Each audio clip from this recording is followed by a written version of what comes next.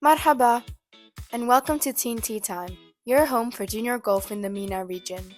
On this podcast, we chat with rising junior golf athletes aiming for the world stage, alongside global champions, coaches, and industry leaders who drive golf forward in the region. This is where tomorrow's golf stories come to life. Ready to tee off? Let's dive in.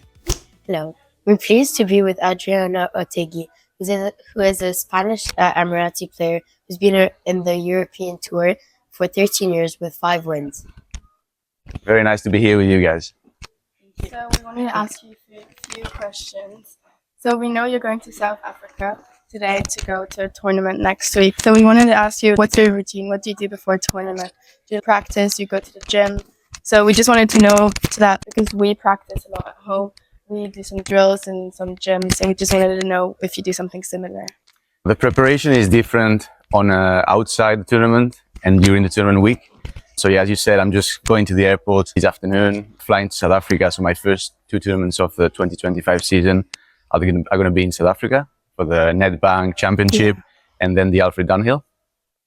So as you all know, the tournament is from Thursday to Sunday, so 4 days. I'm traveling on the Sunday, so Monday, Tuesday, Wednesday is going to be practice days. So that's where I try to prepare the course as good as possible. Obviously take a lot of notes on the yardage book, see where the pin position are going to be, and set the strategy for the tournament.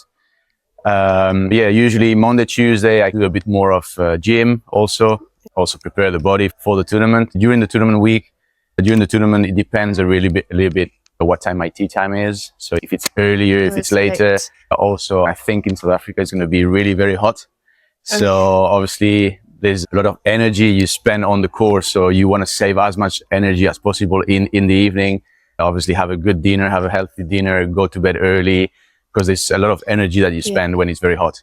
I go to the gym pretty much every day, 1 hour, very specific work as well. If it's in between the season, I try to do a bit more weight and work more on the strength.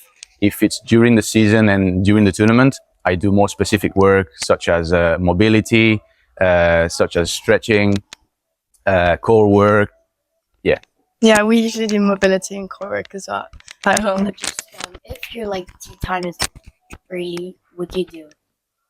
If it's very early, first of all, I try to go to bed early the day before. And then usually I start my warm-up on the course, I'd say about 1 hour 20, 1 hour and a half before my tee time. So that gives me enough time to do a bit of putting session first. So I do 2 putting sessions before I tee off. The first one would be more like technical and work on the swing. Then I would go to the short game area, do some bunker shots, do some chipping. Obviously, that's very important for the feeling as well. I get used of the speed of the greens, how firm the greens are. Then I go on the range. Again, it's just like a warm-up. I start with the short irons and then grow up, finish with the driver once I'm already warmed up. And then I go to the putting green again, just like 20 minutes before I tee off. And so as I said, the first session would be more like technical. Second session is more like speed and feel and more like a green read. So that takes more or less an hour and a half. So usually I pretty much get to the golf course 2 hours before my tee time. So I have breakfast first, half an hour, and then warm up for an hour and a half. Has your routine changed throughout the years, or have you just kept it the same and kept it the same? Has probably changed a little bit, but most of it has remained the same. I think when I first turned professional, I used to spend more time on the course. I think I used to practice more. Obviously, there were always some new courses. We were playing on tour. So I used to try to spend more time on the course, prepare better the course, practice more. Obviously, I turned pro when I was 18. I got on tour when I was 19. So everybody was older and I was just trying to learn from the best players and from the best. It's a little bit different now because we mostly, not all the time, but mostly we play the same courses every year. So after 10, 12 years, I know the courses well now. So I need a little bit less time and less energy to spend to prepare the tournament. But yeah, the routine before the round remains pretty much the same. What golf your swing foot or pitch has changed? The routine of your is it the routine of your swing? Which one is it? You mean technically? Depending when you you need to work more on one thing or another. But you just try to adapt all the time. It's just like very little details you try to work on. So for example, right now, I'm trying to gain a bit of club speed to hit the ball a little bit further. So in general, I'm very accurate player. I'm very straight, but I'm not very long. I'm trying to gain a bit of club speed for next year, hit the ball a little bit further. And obviously that's an advantage as well. If you manage to hit the ball on the fairway, that's very important. But if you can also be 10, 15 yards further, the second shot will be shorter. So it helps.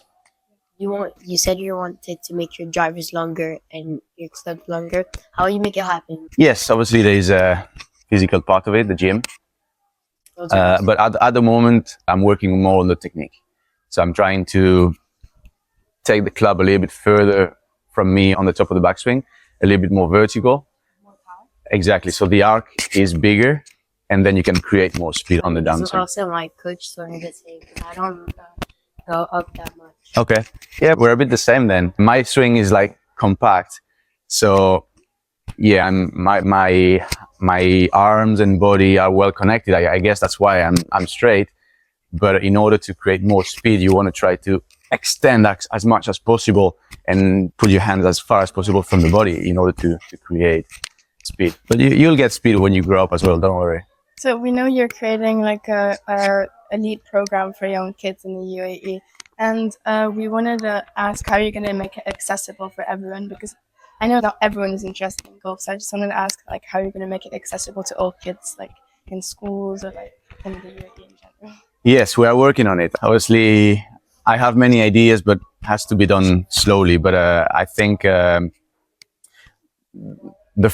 first job at the moment will be to focus a little bit more on the elite kids who want to turn professional. And sometimes you're 16, 17, 18, even 20, and you don't really know what to do. You listen a lot to many people, and that's one of the biggest mistakes. You shouldn't listen to anyone. You should just do your own work, listen to your coach, listen to your parents. But it's a big mistake if you start listening to every single person that approaches you. So I think I can give my experience in my journey to those kids who want to be professional, who want to make a career out of golf, and try to help them get the best out of them. And then obviously also I think I'm concerned on the young kids, the young Emirati kids. I think in general we have great golf courses, we have great facilities, but I feel like the kids are not that interested into golf. So I think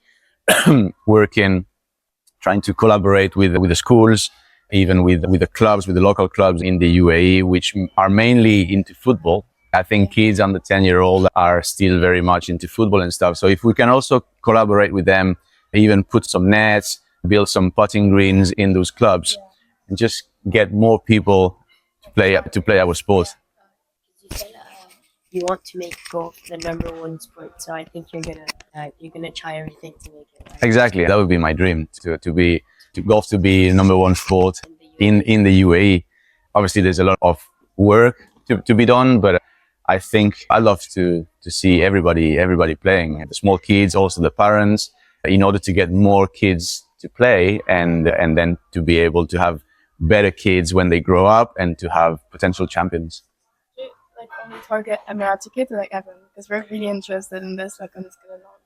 Because we're thinking about becoming professionals. Okay. Because we like practice every day. We just wanted to ask, do you like target only Emirati kids, or do you like target everyone in general?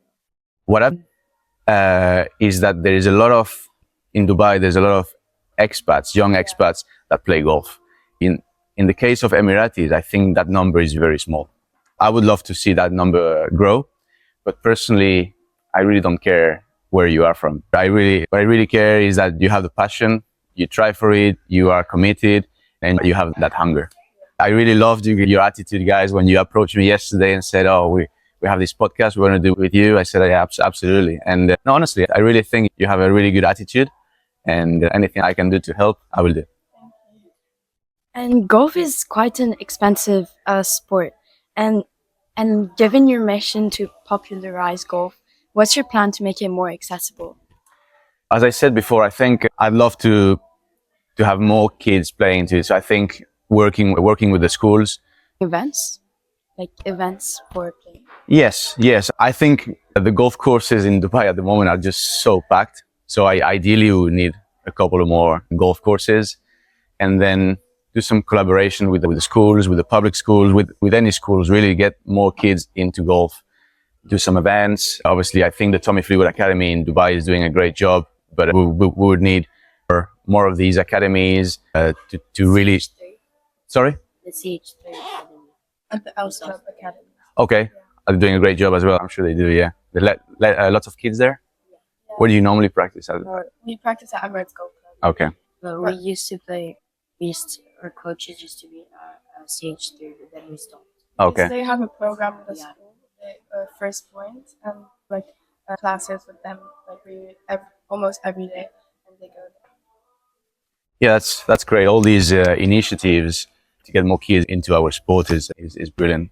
So me and Dalia were at a British school right now, and he's joining next year probably. So Yeah, we wanted to ask maybe if we could collaborate, because in our school golf is not really an important sport. Yeah, it's netball, football. No one really plays golf, so we wanted to ask if help sometimes to organize some small events at school or something to popularize golf, because I want to create a team at my school, because it's really like a sport that I love. So I just wanted to ask you if we could sometimes do this. Yeah, we can look into it. Absolutely. I wish there were more kids like you and more schools who want to do that. But yeah, absolutely. I can talk to the Emirates Golf Federation.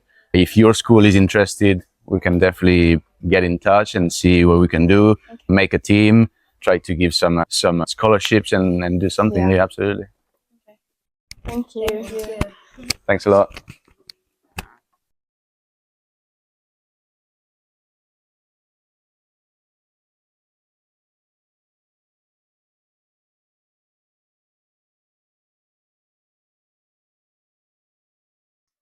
We hope today's episode fuels your passion for golf and empowers your journey.